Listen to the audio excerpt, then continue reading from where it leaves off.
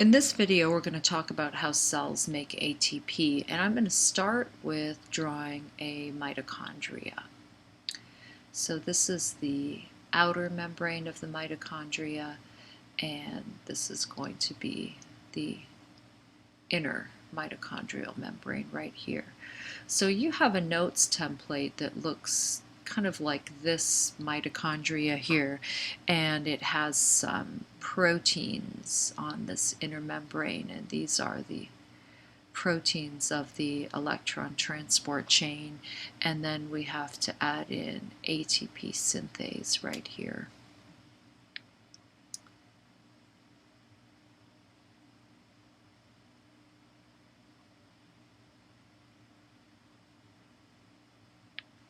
So the whole point of going through oxidative metabolism is to make ATP, which is our energy currency. And ATP is a way of storing small packets of energy for use in chemical reactions. And rather than taking a fuel molecule and blowing the whole thing up, which would release too much energy all at once. So we break our fuel molecules down in a stepwise manner to make these usable packets of energy that we call ATP.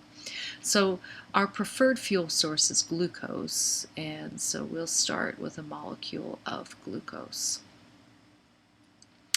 And when glucose first enters a cell, and here it is in the cytosol of the cell, let me make sure we have cytosol here.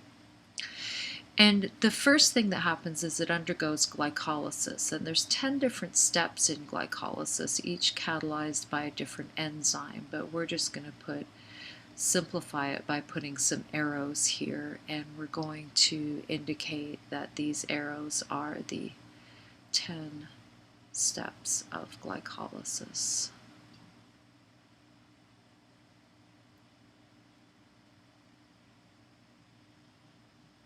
And at the end of these 10 steps of glycolysis, we've made several things. The first is that we've made our end products, which are 2 pyruvates. But we've also made 4 ATPs by a process of substrate phosphorylation, which you've just read about, and we've also made 2 NADHs, which are a reduced coenzyme. So let's put that down here. So we makes 4 ATP by substrate phosphorylation plus 2 NADHs.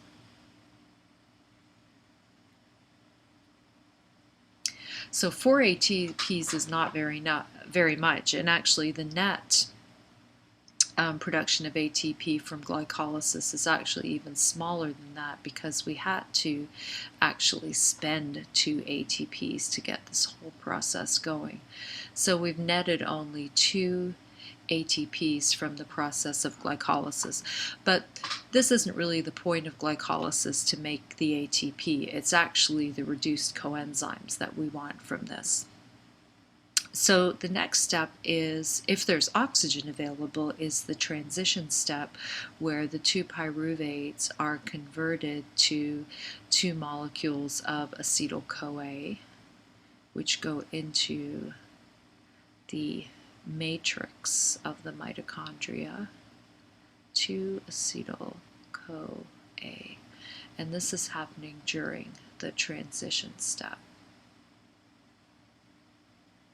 Another important product of the transition step is 2 more reduced coenzymes, 2 NADHs.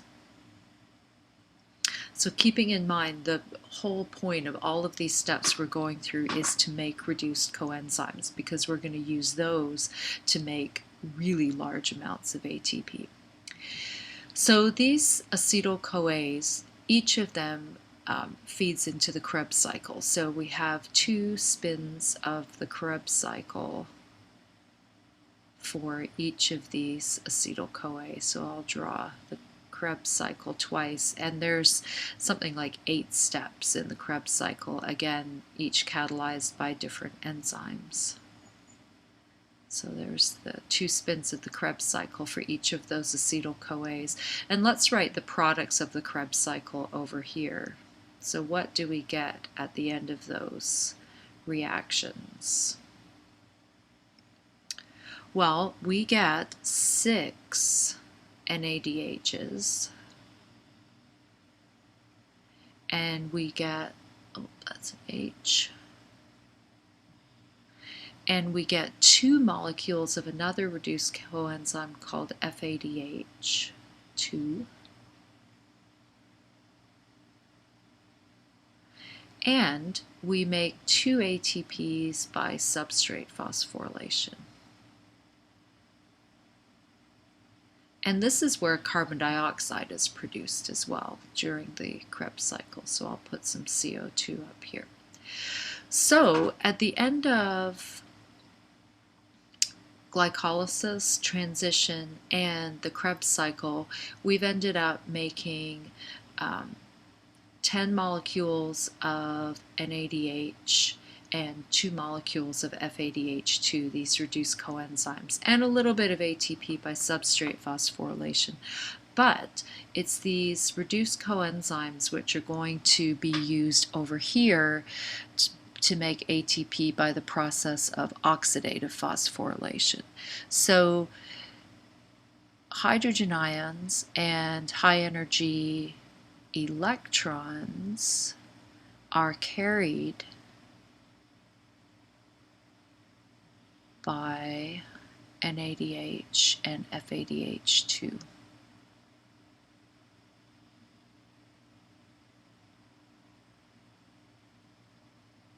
That says FADH2 right there.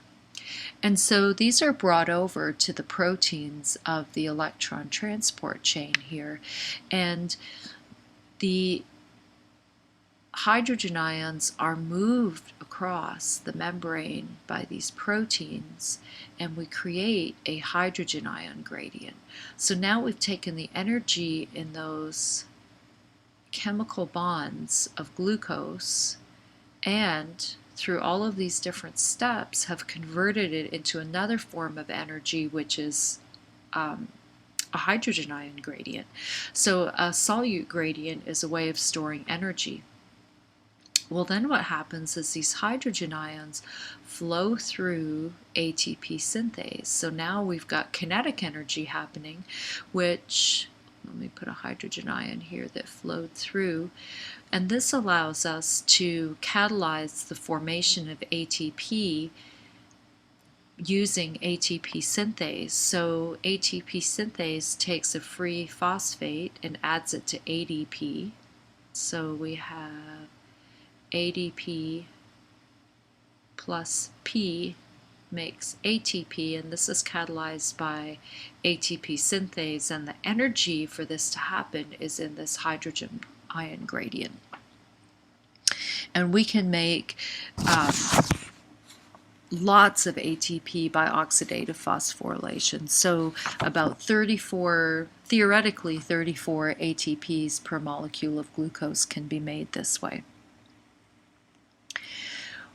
Earlier we said if oxygen was available, these 2 pyruvates would move into the mitochondria. If there's no oxygen available, then the whole process stalls and we convert the pyruvate to lactic acid. If there's no oxygen.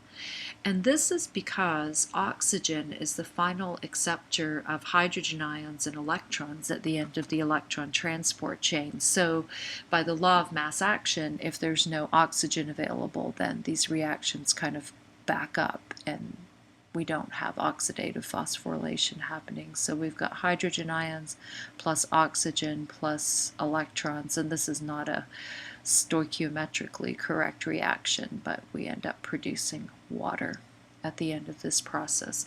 So oxygen necessary to keep pulling all of these reactions along in order to make water at the end of the electron transport chain. Hopefully this helps to clarify these ideas about making ATP by oxidative phosphorylation.